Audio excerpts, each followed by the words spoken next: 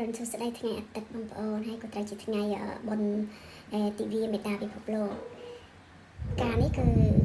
ខ្ញុំទៅផ្សារម្សិលមិញហ្នឹងមានន័យថាគេវាបោះឆ្នោតរើសរដ្ឋមន្ត្រីរើសគណៈគេហៅស្អីគេដូចខ្មែរយើងគេដើររើសគណៈបករើសអីចឹងណាហើយក៏បានគាត់ចែកផ្កាពេលហ្នឹងតែផ្កានេះមួយឆ្នាំមានម្ដងបងប្អូនគេហៅ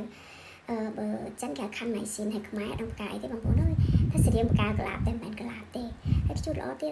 ហើយបើនៅចិននេះគឺគេដាក់កំណត់ដូចវាថាខ្ញុំអត់ដឹងថាខ្មែរក៏អញ្ចឹងដែរបងប្អូនតែបើនៅចិននេះគឺឲ្យតែខែ5ចំអាទិត្យទី2បានគេធ្វើបុណ្យមួយឈីងជេហ្នឹងគឺបុណ្យទិវាមេដាហ្នឹងណាហើយថ្ងៃនេះថ្ងៃអាទិត្យទេបងប្អូនហើយថ្ងៃចំថ្ងៃអាទិត្យបុណ្យហ្នឹងនៅឲ្យតែថ្ងៃអាទិត្យទី2គេចាប់ផ្ដើមធ្វើពិធីបុណ្យមេដាគេថាទិវាមេដាពិភពលោកចឹងណា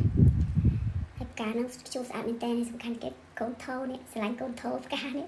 រកពីខ្ជូតខ្ញុំឃើញនៅ website គេលក់ឃើញខ្ជូតចឹងខ្ញុំស្មានពីដំបូងពេលខ្ញុំមើលមកខ្ញុំពេលខ្ញុំចូលមើលខ្ញុំស្មានតែថោធំបងប្អូនមានសិបទិញយកមកអីថាគេហៅថាអស់ទឹកចិត្តហ្មងឃើញនៅក្នុងនោះស្អាតខ្ជូតស្មានតែធំមានណាយកមកខ្ជូតទៅប៉ុណ្ណាទិញផាច់5ហើយទិញកាឡាខុសគ្នាកាឡានេះកាឡាឆ្នោតមានផ្កាមានអូយទៅជូតដែរតែគាត់ដាក់បានផ្កាពី3តងចឹងឯងតែបើថាដាក់ផ្កាធំដូចនេះខ្ញុំដាក់នៅរហដងហ្នឹងដាក់អត់កើតទេតែដោយសារបុណ្យទិវាពិភពលោកចឹងទៅគេចែកផ្កាកូននឹកឃើញថាអីកាលពីមុនខ្ញុំធ្លាប់បានទិញថោតិចចឹងណាឥឡូវយើងយកមកដាក់តែខ្ញុំមានតែបងប្អូនខ្ញុំស្រឡាញ់ថោតិចចឹងតែគាត់ដាក់វាបានច្រើនហើយមកហ្នឹងបើថាដាក់ផ្កាច្រើនទេប្រហែលជាគេថាក្លាប់ទៅហើយព្រោះវាទូចពេកវាអត់មានទម្ងន់ត្រនៅខាងក្រោមហើយស្អាតជាងគេផ្កាឈូកនេះជុំនៅរីស្គូស្គីអីក៏ប៉ុន្តែគេចែកផ្កានេះហើយមិនដឹងកូនស្រីនេះខ្ញុំគាត់ប្រហែលគាត់ទៅដើរផ្សារយប់ឬក៏ដើរទៅណាគេចែកដែរចឹងទៅគាត់យកមកដោតនៅក្នុងនឹងប៉ុន្តែពេលដោតហ្នឹងគាត់មិនដោតចឹងគាត់ដោតទាំង